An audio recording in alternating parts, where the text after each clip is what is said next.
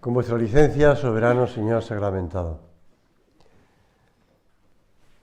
Haciendo los preparativos, me recordaba que cuando yo vivía en Galicia, había un sacerdote de la prelatura, que ya falleció, es decir, que no era joven, que ya falleció, y que cuando tenía que predicar, yo alguna vez le acompañé, pues porque le llevaba en coche o lo que sea, tal, y después además porque también le oía predicar. Pues llevaba a la mesa, no exagero, pues un montón así de libros, entre libros, hojas, fotocopias de algo, de una revista, palabra, no sé qué, subrayado, todo, lo iba poniendo en la mesa. No utilizaba nada. Hombre, yo por lo menos utilizo lo que tengo, aunque tenga que poner algunas cosas, para hablar de pobreza y de desprendimiento. Bien, entonces, siempre me acuerdo de él. Él me decía, es que necesito encontrar este libro porque, ¿y si lo necesito en la meditación? Lo va a necesitar, y además después irá por otro sitio, tranquilo, don Diego, no se preocupe. Bueno, estará riendo en el cielo. Pero la realidad es esa, que el Señor, pues, lo que quiere es hablar con nosotros. Y yo, pues, te diré algunas cosas para que hables con el Señor. Para que hables con el Señor y pases un rato con Él, pues, tranquilo, a gusto, escuchándole, si te cuenta cosas, si te dice cosas, y tú contándole cosas, o por lo menos mirándole al Señor, que está aquí con nosotros en la Eucaristía, está presente en la custodia. Relata el Evangelio que Jesús se disponía a pasar a la otra orilla del lago y se le acerca entonces un escriba que se siente movido a acompañar al Maestro. Te seguiré a donde quiera que vayas, le dice. Y Jesús le expone en breves palabras el panorama que se le presenta si emprende el camino. La renuncia a la comodidad, el desprendimiento de las cosas, una disponibilidad completa al querer divino. Y se lo dice así: las raposas tienen sus madrigueras y los pájaros del cielo sus nidos, pero el Hijo del Hombre no tiene dónde reclinar su cabeza. Jesús le pide a sus discípulos, a todos, que tengan ese desasimiento, ese vivir con el espíritu libre, la costumbre firme de estar por encima de las cosas que necesariamente hemos de usar y que las necesitamos, sin que nos sintamos atados por ellas. Porque bueno, cada vez nos van haciendo necesitar más cosas. Digo haciendo porque antes la gente puede decir, bueno, es que ahora, gracias a los medios de comunicación, gracias a la rapidez de los desplazamientos, pues tenemos las cosas que necesitamos mucho antes y además las podemos pedir. Vamos, podemos hacer toda la propaganda que quieras de Amazon, ¿no? Pero la realidad es que lo que se están es constantemente metiéndonos por los ojos cosas que no necesitamos. Y nos están intentando meterlo por los ojos. Y por un motivo o por otro. Yo el otro día me quedé sorprendido, yo no lo sabía. Estaba hablando con una persona de estas empresas de temas informáticos o de comunicación, una multinacional, ¿no? Estaba hablando con... Y me dijo, mire, nosotros le compramos a Amazon, o le alquilamos, no sé, a Amazon espacio en la nube. Y dije yo, pero ¿cómo Amazon? Si Amazon se dedica a vender cosas. Dijo, no. El mejor negocio, el negocio más potente que tiene Amazon, ya después fui descubriendo efectivamente, es el alquiler de espacio en la nube. Y para grandes empresas que les alquila. Así que, aunque te están vendiendo a lo mejor, pues, una cosa, a ellos no les interesa tampoco mucho. Lo que interesa sobre todo es a las grandes empresas como Google u otras más alquilarle espacio en la nube. Me voy por este asunto, que ya sé que no tiene nada que ver con la meditación, un poquito sí, pero sobre todo para animaros a meditar que no nos podemos dejar engañar por la sociedad de consumo. No nos podemos dejar engañar. Y sobre todo que el Señor nos lo advierte. Y lo dice claramente, que es más difícil que un camello entre por el ojo de una aguja que un rico entre en el reino de los cielos. Lo dice con esa claridad. Es fuerte, ¿eh? Y hay gente que ha intentado explicar lo más enrevesado que hay en esta vida, ¿eh? Cuando intentamos excusarnos, nos excusamos de modo más enrevesado. Por ejemplo, hoy estamos celebrando la cátedra de San Pedro, ¿verdad? Habéis escuchado el Evangelio de hoy. Y yo he leído algunos libros, y además arqueólogos buenos, españoles, arqueólogos cristianos, que explican que, claro, cuando Jesús está en Cesarea de Filipo, esa ciudad, pues claro, esa ciudad tenía una montaña muy alta, una roca grande. Abajo tenía un agujero, una cueva, que va a dar lugar a agua, posiblemente en un sitio donde nacía el río Jordán. Y como eran unos agujeros y unas cuevas grandes, pues a los pies había un templo dedicado al dios Pan, que es el dios de los infiernos, por decirlo así, o de las profundidades. Entonces, cuando Jesús le habla a San Pedro eso, pues toma ocasión de que la roca está allí, de que las puertas del infierno, que es donde estaba el dios Pan, que si... Déjate tonterías, perdóname que te diga. Jesús le habla a San Pedro porque quiere hablar a San Pedro, y se lo dice claramente. Pues mira que no había piedras en el mundo para que Jesús hablara de las piedras, ¿no? En ese momento. Sea mi roca. Pues igual con lo de esto, es decir, no, es que había en Jerusalén un arco que le llamaban el arco de la aguja, que por donde pasaban los camellos. Venga, hombre. Dejémonos de bobadas. Dejemos de inventarnos cosas para excusarnos a nosotros mismos. Porque en el fondo es excusarse. La excusa para no vivir ese desprendimiento de las cosas de la tierra, que son importantes, porque si no, Dios no la había creado. Dios ha creado el mundo y ha creado la inteligencia humana para que haga muchas cosas buenas y para que haya ciencia, técnica, etcétera, etcétera, para que puedan vivir las personas y vivir con comodidad, con medios, etcétera. Pero lo que no quiere es que pongamos fin, que centremos la mirada y el fin en esas cosas. ¿Por qué? Porque si no, pues tenemos el corazón enganchado en esas cosas.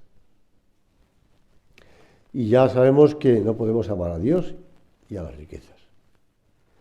Y vivir la pobreza que Cristo pide a los suyos requiere ese desprendimiento. En el deseo, en el pensamiento, en la imaginación. Y exige vivir con el mismo espíritu del Señor. Una de las primeras manifestaciones de la pobreza evangélica es utilizar los bienes como medios, no como fines en sí mismos. Y al considerar esta enseñanza concreta, pedimos al Señor no dejarnos llevar por ese deseo desmedido de tener más, de aparentar, de poner en ello la seguridad de la vida. Los medios materiales son bienes, cuando se utilizan para un fin superior. Sostener a la familia, educar a los hijos, adquirir una mayor cultura en provecho de la sociedad, ayudar a las obras de apostolado y a quienes están más necesitados. Pero esto no es fácil a la hora de la práctica, porque el hombre tiende a dejar que el corazón se apegue a los medios materiales sin medida ni templanza.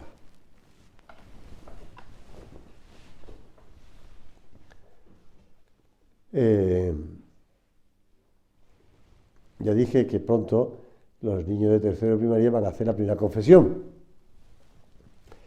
Entonces, la primera confesión la hacen por la tarde. Voy a poner en contexto. Por la tarde. Entonces, por la tarde quiere decir después del recreo, después de la comida. Por tanto, pues ya los niños han comido. Los niños han corrido después de comer o han jugado, ¿eh? Y después llegan a clase y como le han pedido a sus mamás que le den una colonia y un peine para ponerse guapos para la primera confesión, pues se echan la colonia. Entonces yo a las clases de tercero, antes de la primera confesión, no voy. Porque es que me mareo. Ya no sé qué olor hay allí. Y eso que tengo bastante poco olfato. Pero es que es un mareo. Porque claro, cada mamá le pone al niño la colonia que ella quiere que es mejor. O sea, será el núcleo, lo que sea, me da igual. Pero claro, cada uno tiene su colonia. 25 en una clase. Pues, y allá digo que además se acumula el olor de la comida y el olor del sudor del correr, ¿no? Y aunque sea marzo, pero ya han sudado un poquito los niños. Con lo cual, pues, yo prefiero no entrar en las clases. Y los niños después llegan a la primera confesión guapísimos. Todos muy peinados, todos muy oliendo a colonia, pero menos mal que se sientan con su papá y con su mamá en el oratorio a esperar a confesarse y no se ponen delante, porque si no, ya después van pasando a confesarse uno a uno. Pero bueno, quiero decir que también en las cosas materiales vemos que son cosas que pasan, ¿no? Que si ponemos nuestra importancia en las cosas materiales, pues lo tenemos claro. Por eso, Señor, que sepamos vivir la pobreza que tú viviste.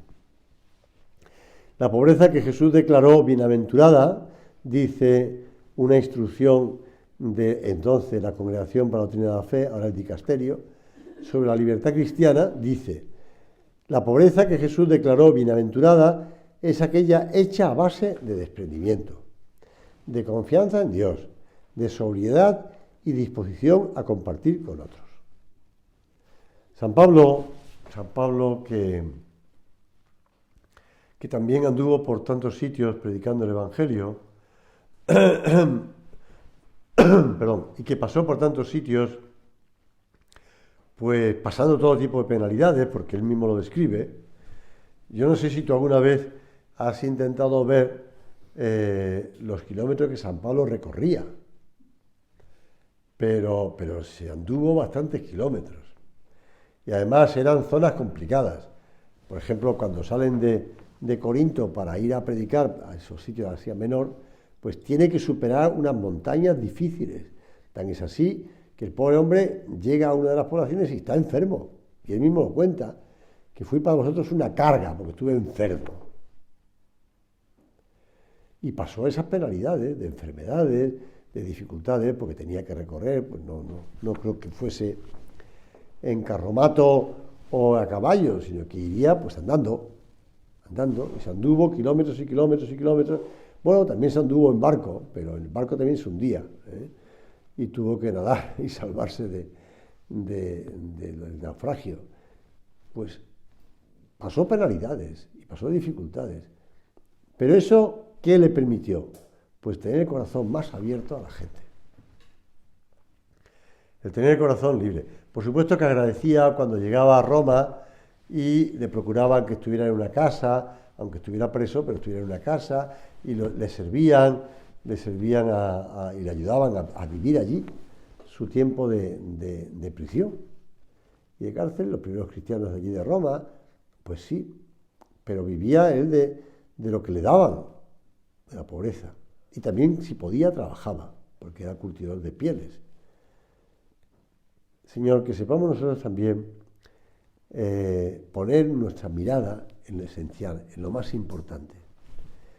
Por supuesto que hay que tener las comodidades para la vida, para poder vivir, para poder pues sentarte, dormir, comer, etcétera, etcétera, para comprar ropa y además pues ropa elegante, ¿no? Y colonia también.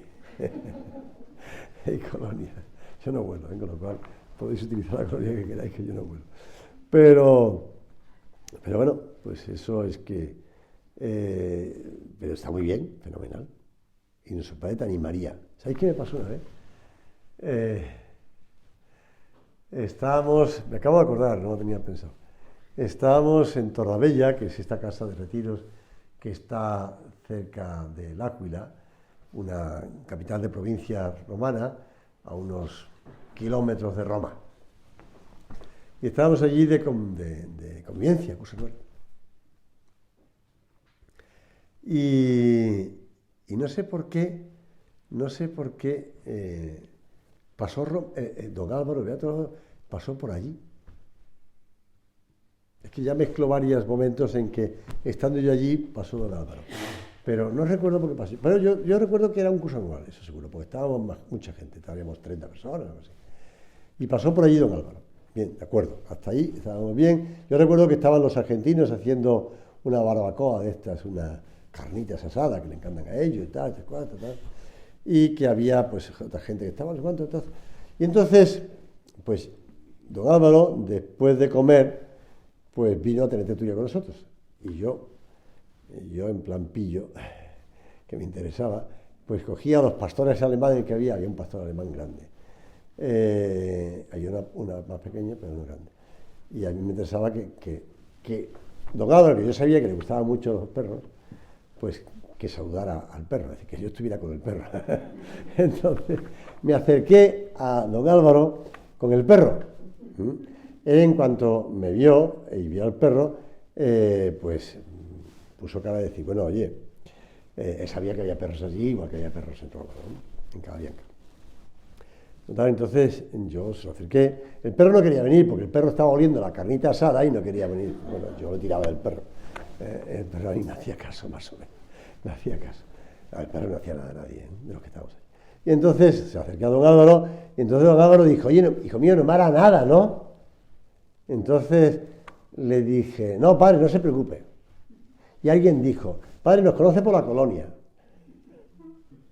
Y dijo don Álvaro que estaba acariciando al perro. Yo no utilizo colonia. Y siguió acariciando al perro. Lo dijo con toda la naturalidad. Yo recuerdo perfectamente que yo miré al tío que había hecho la colonia y dije, tú eres tonto, ¿qué? Pero pues sí, porque ¿para qué dices eso, no? Efectivamente, los animales que estaban allí nos conocían, aunque no nos vieran por primera vez, pero sabían que éramos. Es un instinto que tienen los animales, y tienen un buen olfato además, y que no y tal, pero me ha pasado en otras ocasiones con otros perros. Pero lo que dijo don Álvaro lo dijo con toda normalidad, estaba acariciando al perro, un perro grande, tan muy bonito. Después terminó en Roma, porque como le gustó a don Álvaro, se lo llevaron a la zona del padre en Caballanca, que lo tuve que llevar yo en coche, el pobre perro, lo pasó mal esos 100 y pico kilómetros. Pero el comentario, yo no utilizo un colonia. Y ahí se quedó el comentario, todo el mundo, nadie dijo nada más sobre el tema, ¿no? Bueno, pues lo dijo con toda naturalidad, que no tenéis por qué no dejar utilizar colonia, me parece fenomenal, ¿eh? Pero que entendáis que, bueno, que las cosas se viven con naturalidad no pasa nada. Esa pobreza que decía nuestro padre, que se vive con naturalidad y que no pasa nada. Decía nuestro padre, el cielo está empeñado, hijos míos, en que la obra se realice. Las dificultades humanas, pensad por ejemplo, escribió nuestro padre en 1940, en la dolorosa experiencia de los 3 años de guerra civil en España, o en la nueva guerra mundial, pues estaban ya en el 40, claro, que parece amenazar la expansión de la obra en otros países y en otros continentes, son dificultades que no han podido ni podrán frenar el vigor y el alcance de nuestra labor sobrenatural. Tampoco la absoluta pobreza en que vivimos, la falta a veces de los medios humanos más indispensables, son obstáculos o dificultades que valga la pena considerar. Más bien, constituyen un poderoso estímulo y un acicate, porque esta escasez de recursos representa una prueba externa más de que verdaderamente estamos siguiendo las pisadas de Cristo. Pues eso, las pisadas de Cristo, conscientes de que el Señor es el que está con nosotros y que la pobreza es señal de que vamos bien, de que no haremos las cosas a fuerza de medios económicos, que vamos bien, que realmente las cosas salen adelante así. Pensemos en que el Señor no solamente nos da muestras de pobreza, sino también nos da muestras de preocupación por las necesidades de los demás. Y cuando sus discípulos tienen hambre y no tienen para comer, pues les permite que coman. que coman, y además será en sábado, pues van comiendo por el camino, pues arrancando esas espigas de trigo. Y lo dice claramente. No hay problema ninguno. Y cuando se lo recriminan, dice, también David y los que le seguían entraron y comieron los panes de la proposición, que solamente estaban reservados a los sacerdotes. Bueno, en circunstancias difíciles, pues se hace lo que haga falta. Y si se necesita y se utiliza, y se usa, y se ponen los medios para que haya. Pero que si falta algo, pues no pasa nada. Y decía nuestro padre en la misma carta esta, que está fechada el 11 de marzo del 40. Menos aún podrán detenernos o disminuir la firmeza de nuestro paso, vamos al paso de Dios, las dificultades de comprensión que nuestro camino encuentre. Porque nadie puede frenar una impaciencia santa, divina, por servir a la Iglesia y a las almas. Acrecentad, pues, vuestra fe y confianza en Dios. Y tened también un poco de fe y de confianza en vuestro Padre, que os asegura que procedéis en la verdad, obedeciendo a la voluntad de nuestro Señor y no a la débil voluntad de un pobre sacerdote que no quería, que no pensó ni deseó nunca hacer una fundación. Pues, Señor, nuestro Padre te abre el alma y te lo dice ahora también. Porque estas palabras de nuestro Padre, escritas hace ya unos cuantos años, pues también están dirigidas ahora a ti. Y no tenemos que tener miedo porque estamos buscando servir a Dios en la Iglesia y ya está. Y punto. Y incomprensiones y dificultades, pues las tendremos siempre, no pasa nada. Si así trataron al Señor, pues no va a ser el discípulo mayor que su Señor, lo dice el mismo Cristo. Que tengamos incomprensiones, que tengamos dificultades, que veamos que las cosas pues no van como nos gustaría que fueran adelante, o que hay un problema por aquí, un problema de allá, o que, pues eso, que vemos que hay cosas que se derrumban. Paz y tranquilidad. Me acabo de acordar, no lo tengo aquí escrito, pero cuando nuestro padre pues estaba en Valencia en esos años, y nuestro padre estaba en Valencia intentando, pues eso, la labor allí, los retiros, cosas estas. Y entonces le vino una locución de Dios. Y unas palabras de Dios que le dijo, mío, no pasa nada. Y entraréis en ese lugar con la misma seguridad que en el Palacio Episcopal. Se refería al obispo entonces de Madrid, don Leopoldo Higuegaray, obispo, bueno, todavía era obispo, y Leopoldo Higuegaray, obispo de Madrid. Y se refería a otro lugar, donde le estaban poniendo muchas dificultades, y estaban llegando muchas acusaciones. Y era la Nunciatura en España. Y después, efectivamente, pues entró en la Nunciatura con toda la normalidad del mundo, y en Roma, y en todos lados. Es decir, que no tenemos que tener miedo ni a la falta de medios humanos, ni a la falta de medios, pues si quieres, de apoyo por parte de gente, o contrariedades o dificultades. Lo nuestro es confiar en Dios, confiar en el Señor, sin miedo ninguno, sin miedo ninguno. Decía y escribe nuestro padre en Forja: copio este texto porque puede dar paz a tu alma. Me encuentro en una situación económica tan apurada como cuando más. No pierdo la paz. Tengo absoluta seguridad de que Dios, mi Padre, resolverá todo este asunto de una vez. Quiero, Señor, abandonar el cuidado de todo lo mío en tus manos generosas. Nuestra madre, tu madre, a estas horas como en Caná, ha hecho sonar en tus oídos, no tienen. Yo creo en ti, espero en ti, te amo, Jesús, para mí nada, para ellos. Se veía, pues, para los primeros de casa, para ellos. Pues, Señor, así será siempre. Estamos conscientes de que estamos abriendo los caminos divinos de la tierra. Y esos caminos de la tierra, pues, se siguen abriendo. En cada lugar, en cada profesión, en cada trabajo, con dificultades, con esfuerzos, con sacrificios, con entrega, pero sin miedo a dejar al Señor, porque nos faltan cosas, porque necesitamos cosas. No, Señor, para ti todo, para ti todo. San Agustín dice, lo superfluo de los ricos es lo necesario de los pobres. Se poseen cosas ajenas cuando se poseen cosas superfluas.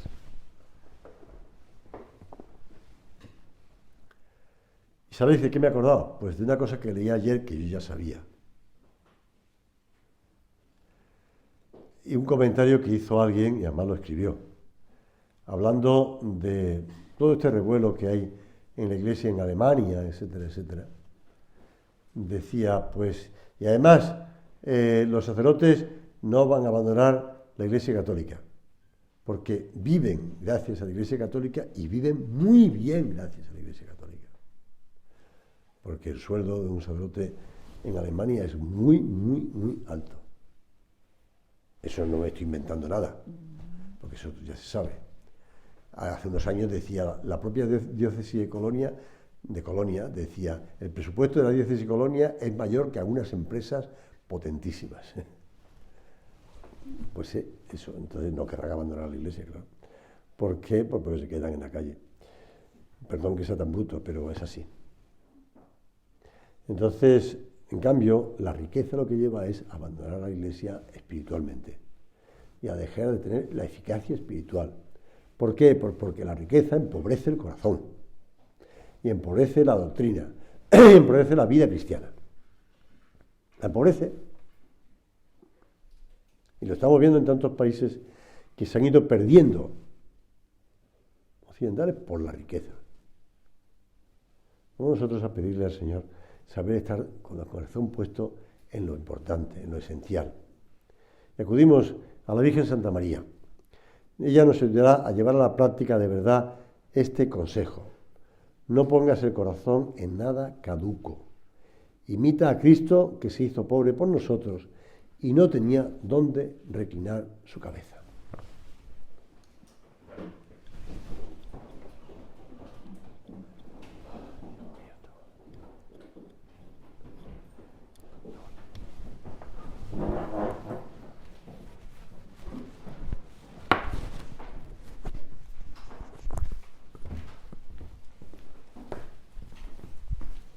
Gracias, Dios mío, por los buenos propósitos, afectos e inspiraciones que me has comunicado en esta meditación.